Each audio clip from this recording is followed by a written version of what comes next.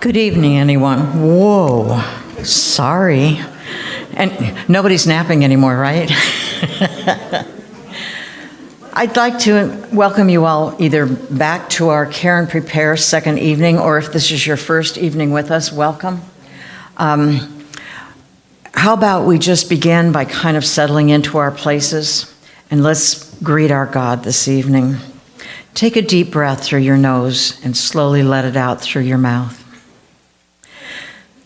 Lord Jesus, who from the cross gave the care of your mother to St. John, help us to realize that you have blessed us too with the care of someone in our family. Help us to be your gentle hands and loving compassion on earth. Father in heaven, you know my heart. Calm my anxieties. Pour out your grace and mercy in my life like a healing balm. Lighten my burden, answer my prayer, and give me the strength to do what so often seems impossible. Spirit of life, remind me to breathe. Give me a quiet place to rest when I need it, and breathe in me your loving peace. Remain my constant companion through this journey. And when it is time for me to let go, help me remember that my dear one is leaving my loving embrace for yours. Amen. Okay, for those of you who were not here last week, let me tell you a little about our first speaker, Teri Helton. She's hiding right now, but she'll be up in a minute. Teri is a registered nurse and holds a master's in nursing education. She is affiliated with many community organizations in Ventura County, but as it relates to this evening specifically, Livingston Memorial Nursing Association and Ventura County Coalition for Compassion Care which are co-sponsors of our series this month. Good evening. This is how I start now. I'm Sherry, and I serve in many capacities. All right, God loves me, and I love him back. So on behalf of our adult faith formation team, it's my honor to welcome you this evening. We have a few important housekeeping issues to take care of. First and foremost, the restrooms. If you go out the double doors here, the ladies go that way and the men go this way, okay? So we won't even do left or right. Please be sure to silence your cell phones. And snacks are available throughout the entire session. So if you get a hankering for a cookie or if you need something to drink, please go ahead and go help yourselves. Tonight's session is the second in a series of 4 on Care and Prepare series. We have 3 speakers who will touch the topic of caring, the practicals of finding a caregiver for a loved one, the importance of self-care in your own role as a caregiver, and our parish's support group for caregivers.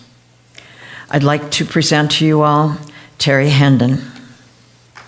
What, you're not ready? You didn't recognize your name? Helton. Oh, sorry. That's okay. Teri Helton. I'm sorry, I can't read. I've only known her for 15 years. She just knows me by Teri. So, and I have to say, thank you for letting me be here this evening. I feel like I've come home because, well, I'm always feel comfortable at Padre Sarah. But I saw people tonight I haven't seen in a long time. And it is such a blessing to see them. And I could say their name, Dina and Jane and Terry back there. And it's such a gift to come in and say, oh, I need a hug.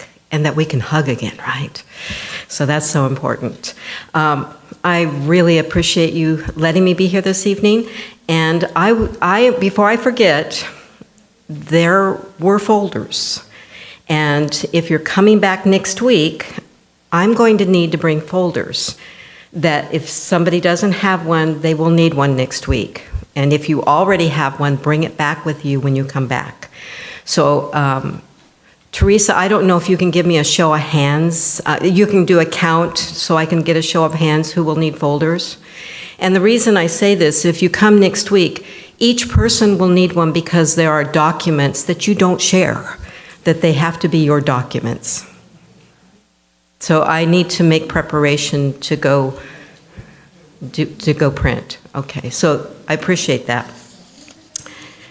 So this evening, we're going to move on from what we talked about hospice and palliative care last week, and Father Luke said a great foundation for that and to help us understand the safety of doing that, to weigh the benefits and the burdens, to remember that. Oh my gosh. Good job. So we're going to talk about caregiving tonight, and I'm going to set that story up by talking about types of care. And unless you are a healthcare provider, and even healthcare providers get this confused, you may not know what these places are. And if you're caregiving for somebody, you're going to need to know this. So I'm going to kind of look at my guide right here, and I'll tell Teresa how to forward. So our objectives, I'm just going to glance over that. You'll have that on your paper. I really want to make sure we have time for questions and answers tonight. So facilities, there's independent living community. I'm going to say them out loud, and then we're going to talk about them a little bit. Residential care facility for the elderly, such as an assisted living or a board and care. Independent skilled nursing facilities that we often, medical people, what do we call it? Sniff. Like sniff. And then adult daycare centers. So an independent living center is, I can name one, would be the Reserve. How would you like to go live on the Reserve? Does it sound like they're preserving you? I always thought that was a weird name. I'm sorry, I do. So the Reserve in Thousand Oaks, they have small apartments, 1 or 2 bedrooms, and they are independent living. You rent that apartment, you may buy one in some facilities, and you can have you have a small refrigerator, you have a kitchen, an actual kitchen, not a little side thing, but it's an actual kitchen and a separate bathroom. And you don't require any care. You may ask them to come and clean your house. You may participate in going down to have meals, but basically you're living like you would live in an apartment someplace else. So they manage their own medications. They are part of the fee of having someone to clean. They have facilities for exercising and games. Have you heard of University Village? And they do all of that. It would be kind of like living at Leisure Village on your own, that type of thing. So the examples I give are the townhouse, the Reserve, and the University Village. I don't think we have anything like that in Camarillo at this time. But what we do have in Camarillo are assisted living facilities. Residents range from being able to care for themselves and live independently, but they don't cook in their apartments. They have usually a 1-bedroom and a small living room and no full kitchen. Just a small refrigerator, maybe a hot plate, probably not, a microwave, and a refrigerator. So the intention is they go down to dine with everybody else, and they usually have an assigned table. And the 1 small bedroom studio, I had somebody from my church who sold her house off of the golf course, Las Posas. She looked for a year when she was selling her house at the different facilities. She planned to downsize because she knew she was in her late 80s, and she eventually chose Alma Via, which is a nonprofit assisted living that is developed by the Lutherans and the Catholics, and still is to this day elder care. And so she sold her house, she sold her property, except for a little bit of furniture, into a 1-bedroom with a little living room and that little kitchen area, and she downsized into Alma Via. She lived there very happily. She went and worked with the chef, and she got them gardening. And she actually helped with the gardening, and it would be used in the kitchen for everybody. Smart lady. Smart enough she knew that eventually she needed to go from that 1-bedroom down to a studio size. She knew that she used to drive to church and sing in the choir and practice on Thursday nights and drive back. She had to have the code to get in the door because she was one of the few residents that still drove at night and went out. When she reached into her little 90s, 92 or so, she gave up her car on her own. Wise woman. So, and then got rights. So what I'm saying is, in assisted living, we often look at people who aren't able to care for themselves anymore, but she was. She is not now, and she's still living. So I say that because it's important to understand the differences. So in that assisted living, we had somebody else from our church who did not live in that type of situation, and she went into the memory unit. And so she lived in an area of the assisted living where it was locked off so that she couldn't go out and wander into the street. And people who have dementia do wander and they get in bad situations. So she was safely living there because she was exhausting her husband. And bless her soul, she just died about a week and a half ago. She was there for about 3 years. So and I'll get into the cost just a little bit. An assisted living has a lower base cost, but when you begin to need to have medication done for you, when you have to have meals delivered to your room, when you have to have extra care, they begin to add on to that cost. And so you may start, and I don't know the prices anymore, you may have used to start in the 3,000-4,000s, and it would pile up to the 7,000-8,000. It's starting higher now and getting higher each time. So here's the interesting thing about an assisted living, and if they need checking more than every 2 hours, you may actually have to hire somebody on top of that to help care for that person. So it can be a very costly situation. I've talked about Amavia, Atria's one, Asta, that used to, on Carmen, and the Lexington and Ventura. Those are assisted living. The one that has had multiple names now over on Santa Rosa Road has an assisted living. So now an assisted living as a big facility falls under the same rules as another type of assisted living called a board and care. How many have heard of a board and care? Do we have another name for it? In nursing we do. We call it a six-pack. And it's a six-pack because they usually don't have more than 6 people. They often have 6 people in it. And it actually falls under the same rules and laws that large assisted living Almavia does. And the residents live in, they usually have their own room or they share with somebody. They don't have an apartment. The meals are all cooked for them, and they usually sit in the living room. There's usually less activities than in an assisted living.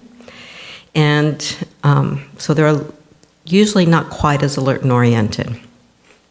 The medications are always managed. They have to be able to take them themselves, but they're dispensed by the caregivers. Now, the difference is the costs for a board and care, the costs are all inclusive. So when you pay for the board and care and they say it's $5,000, it's $5,000. So if the person needs extra care, it doesn't cost more, except for one time. And that's usually when somebody goes on hospice, and that they'll add $1,000, $1,500 because they say they need extra staff to help take care of that person. But that's a lot different than hiring somebody extra for a large assisted living.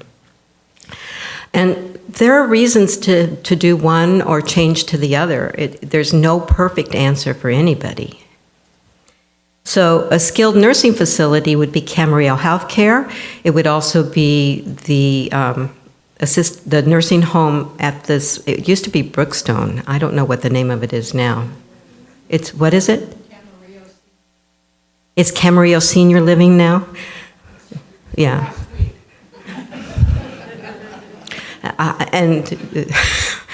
Yeah. And it was Marriott to start with, and then it was something, and it's just, yeah.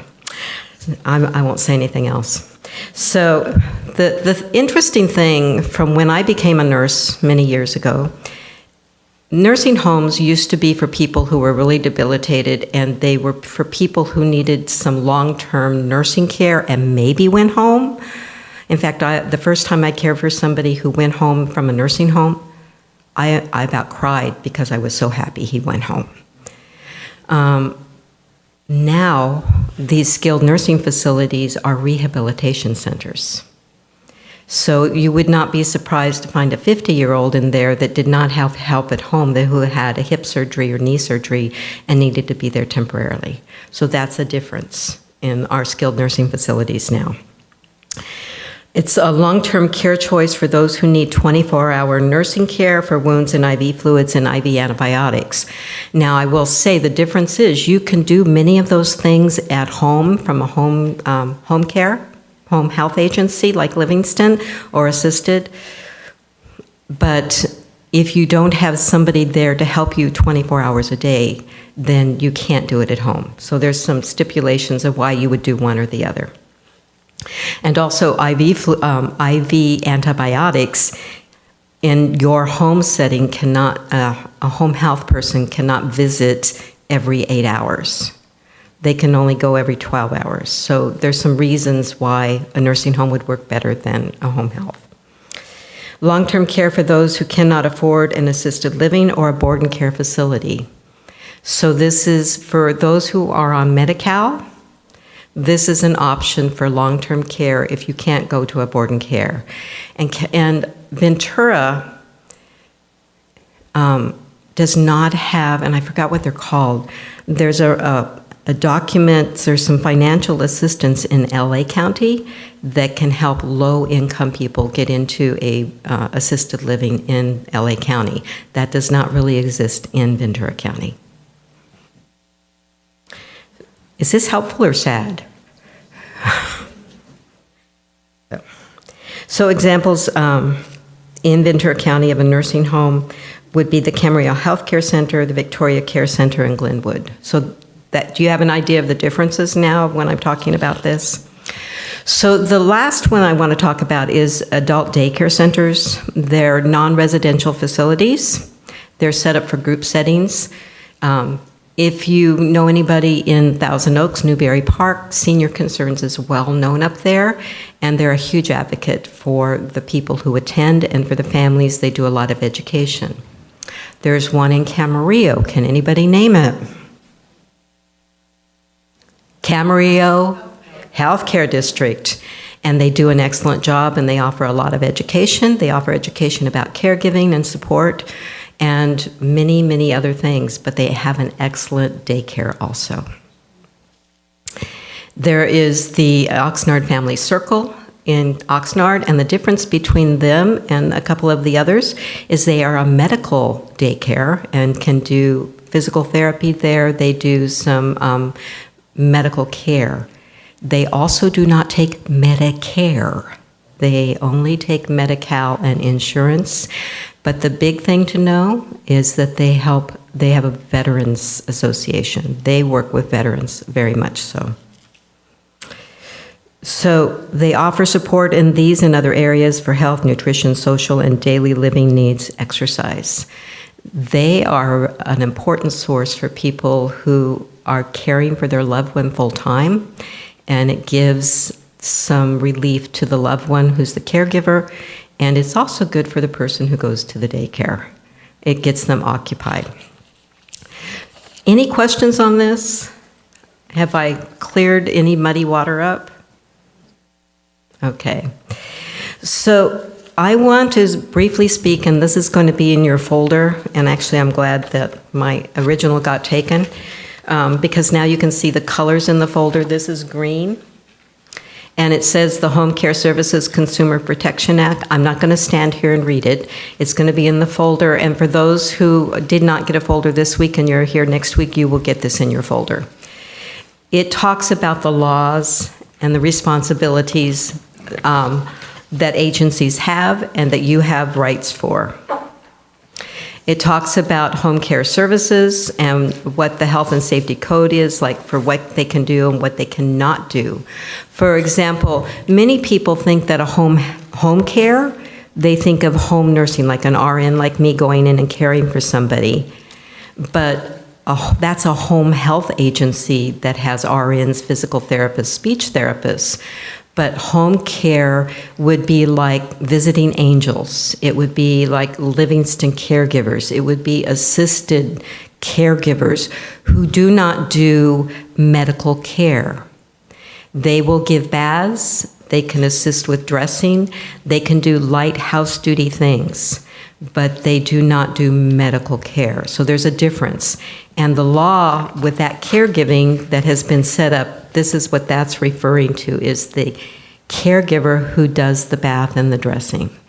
And the reason I bring this up is because those who work for an agency like Visiting Angels, Livingston Assisted, others, I have a lot of them that go through my head. They all have to be fingerprinted and have a background check. This has become a law in the last 6-7 years. So they must have a background check and be fingerprinted, so it allows some safety for people who hire them. When you hire an individual, you're taking the risk of somebody who could have broken the law, who could be violating somebody sexually, financially, be abusive. And often that doesn't happen, but you are risking it at a much higher rate if you do not hire from an agency. And I understand it costs more money, but it does allow for a layer of safety. Now, there's another place you can hire from, and sometimes people who are caregivers in their own home for their own loved one go to work for the government under IHSS, In-Home Support Services, and they can pay a loved one for caring for their loved one. That does happen. It's a minimal pay. It's very low. There's some training required for it, and you have to document hours, but that does happen. And they hire people to go be caregivers, and that's where often people who have Medi-Cal and can't afford a caregiver can get some temporary care. There is also sometimes available subsidized caregiving, but it's very, very limited. Yeah, caregiving is very, very costly. So it is very costly. But you're a special situation. So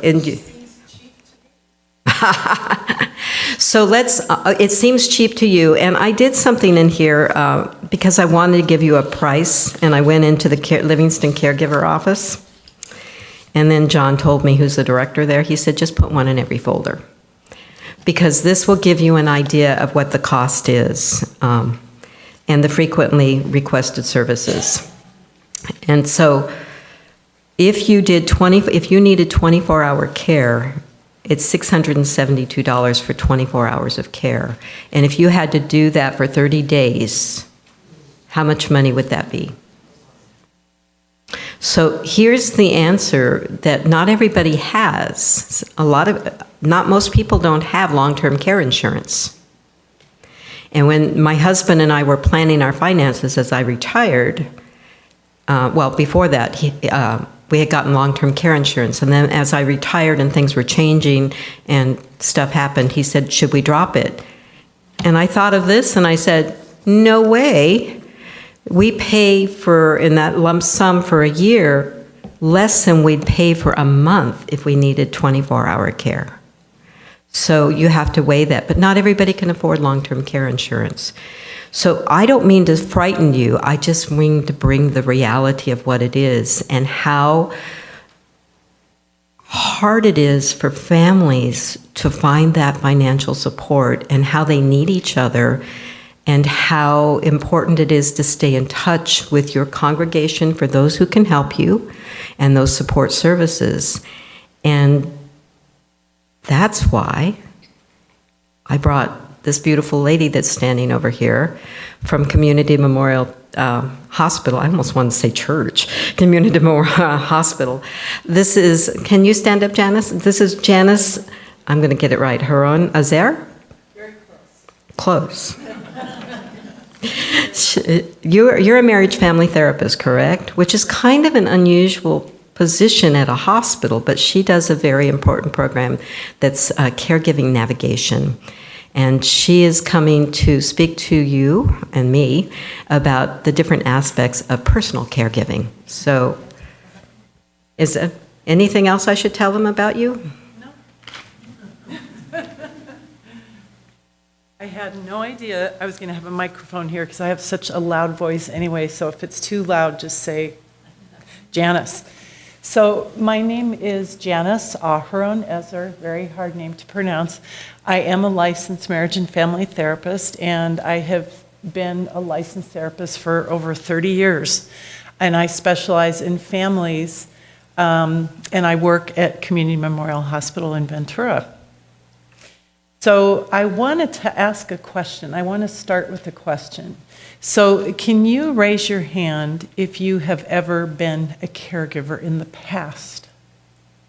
And keep your hands raised. I'm going to raise mine. And can you raise your hand if you are currently a caregiver? Everybody keep your hands. If you had your hands raised, raise your hand. Anybody currently a caregiver? Okay. So that seems to me like at least half of us, if not more, in this room, right? And I don't know if you have heard of the Rosalind Carter Caregiving Institute. And I didn't even know this myself, but Rosalind Carter established a caregiving institute. And one of her sayings is that caregiving is an issue for everyone, because everyone in their lifetime will either be a caregiver or need a caregiver. Or, so that really includes all of us. So this issue that I'm going to talk about with caregiving is something that it might be in the rearview mirror for you. It might be current, or there may be a situation that comes up in the future where caregiving is an issue. And so I want to tell you about our program at Community Memorial Hospital. And I don't know how many of you are with Community Memorial Hospital. Maybe most of you are you? Maybe most of you live in Camarillo, so you probably are part of St. John's. But our program is unique because, first of all, our program is only for people that are patients in our clinics. And as the caregiver navigator, what I do is I work with caregivers. Now, when I should define caregiver, so I'm not talking about a professional that you would hire like Teri was talking about. I'm talking about you and me. I'm talking about husbands, wives, sisters, brothers, mothers, fathers, adult children, and sometimes friends and neighbors, people that are caring for another person. And when I say caregiving, it's a whole continuum. So that can be, because sometimes it starts with the little finger and then the whole arm is involved. So it can start with just picking up, groceries for your neighbor that's getting older. It can be picking up prescriptions. Then it might be, doing some chores around the house. And it can go all the way up to having the caregiver and the patient live together. So it's a whole continuum. And the reason I'm bringing that up is I'm going to share my caregiving story briefly with you in a minute, but I had no idea I was a caregiver, and I was definitely a caregiver. So one of the things that happens is that a lot of people, they just really don't realize they're a caregiver, and so they don't think about, because you get immersed in the situation of caring for your loved one, what it is they need. And that's part of what our program is. I come together with people and I companion them in their life as a caregiver. And I bring them resources and I provide a lot of emotional support. I do therapy with caregivers. I do lots of, how many people have families that do not live close to you? That would be me. Most people in here. So we're spread out these days. And so that brings up a really, really unique situation, because you may have kids, you're getting older, and your kids live. I've worked with families where the parents live in Ojai, they have kids in Canada, the East Coast, Spain. So I'm working with all these people. We work on a platform called Teams, and we have meetings together and plan together and do family therapy together.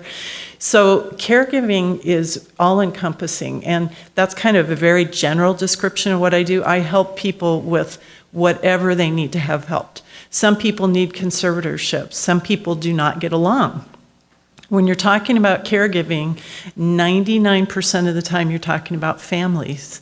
And that's a really interesting issue because families get along, or sometimes they don't get along. And then when you get somebody in the family that's sick or a parent that's sick that needs to be taken care of, it can get really, really interesting. So that's when the family therapy comes in.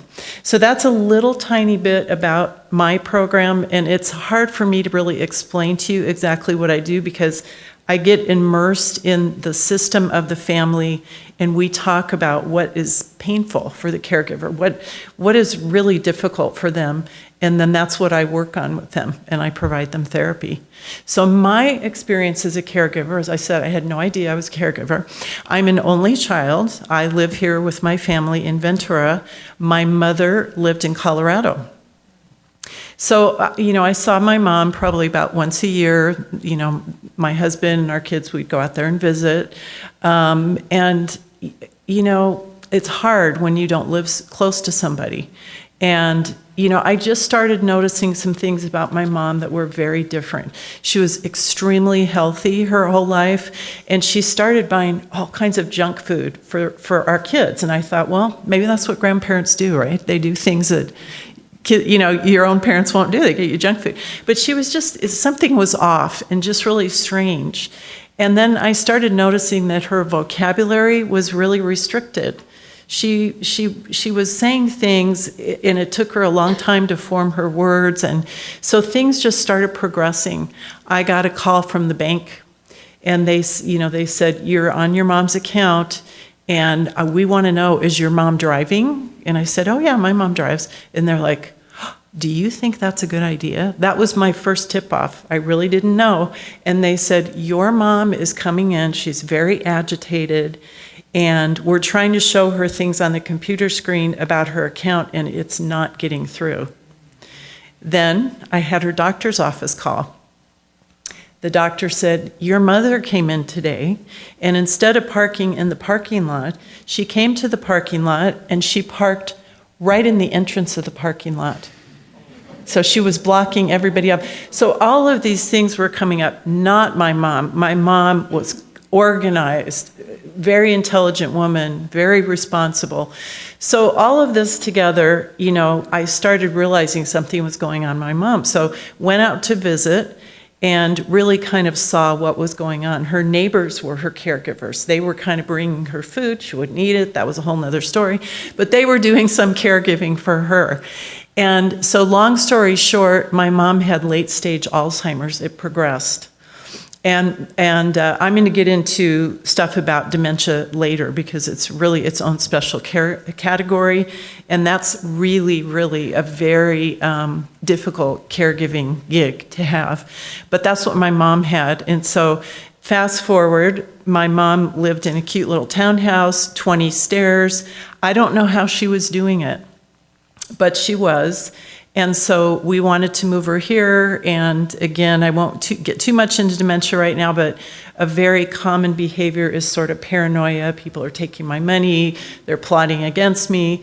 One thing I do want to interject is when people become older and more vulnerable, it never ceases to amaze me how many situations there is a villain in the story.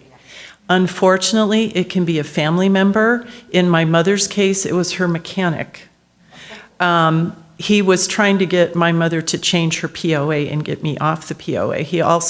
My mother was driving and she was getting in an accident. She didn't remember that she was in an accident.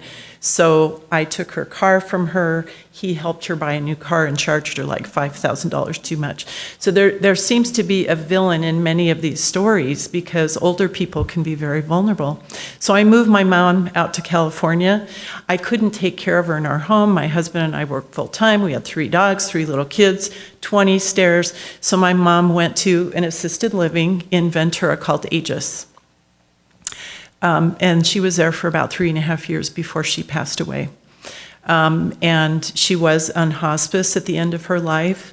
I chose a hospice that most people don't choose because I like the way they treat my mom, but that's a whole nother talk to have, choosing palliative care and hospice.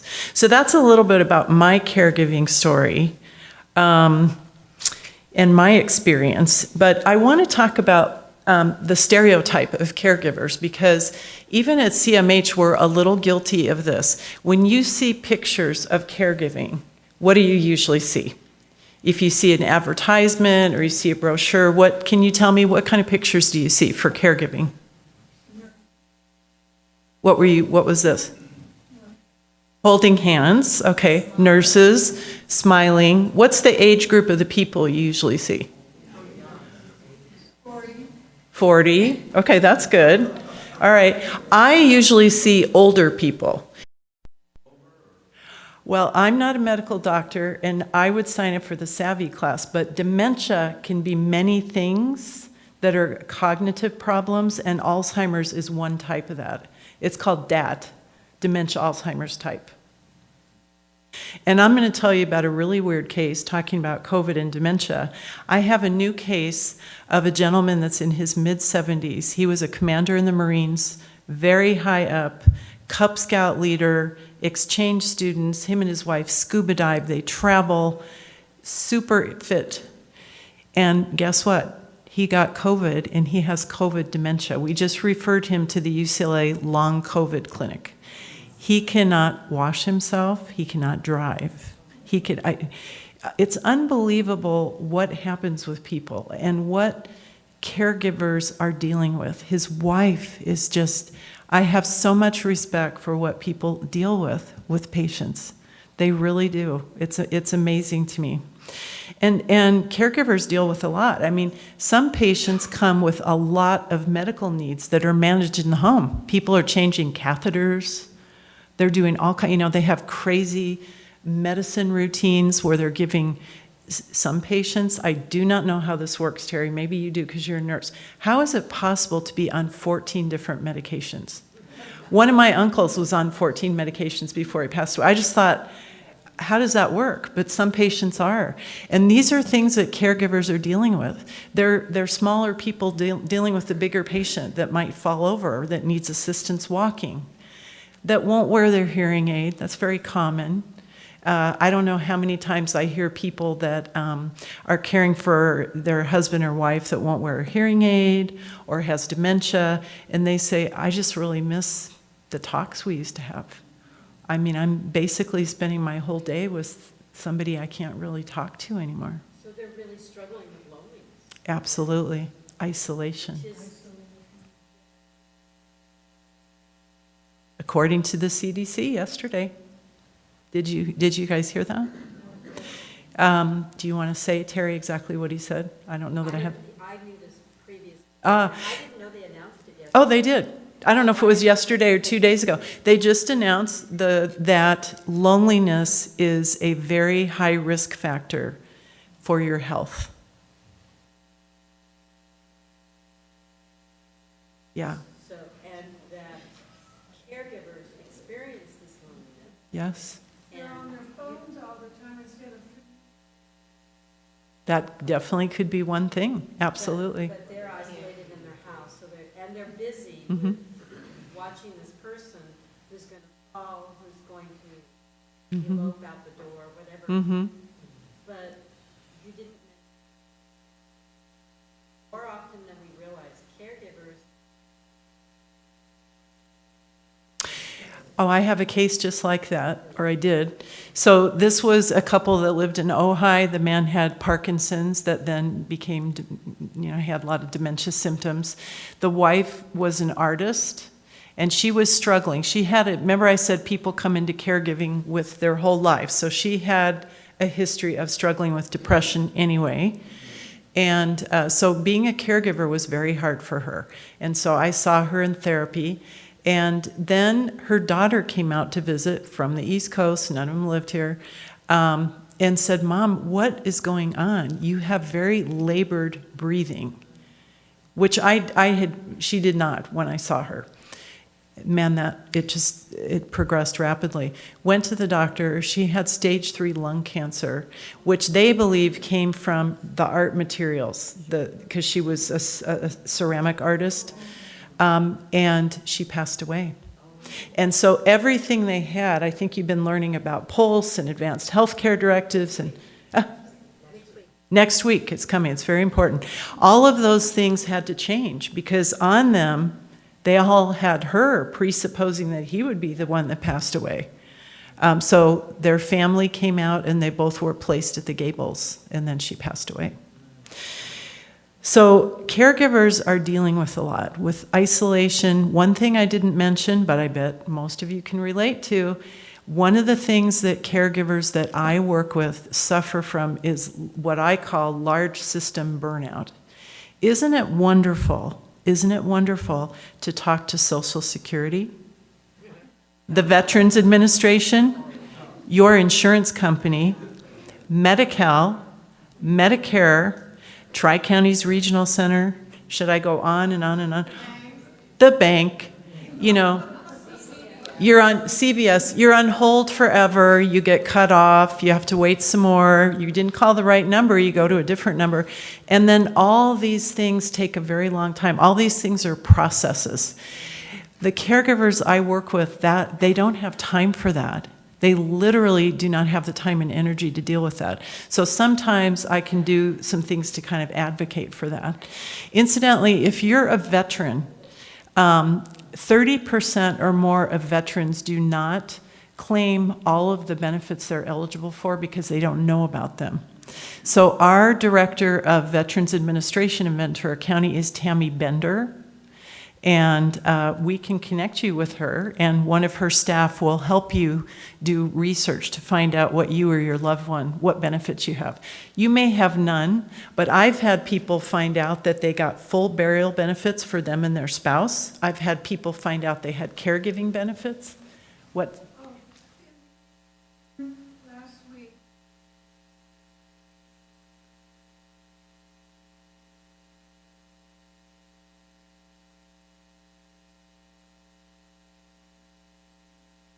from 12 to 1, That's great. Veterans Affairs Awesome. will come and talk. So there's all sorts of different.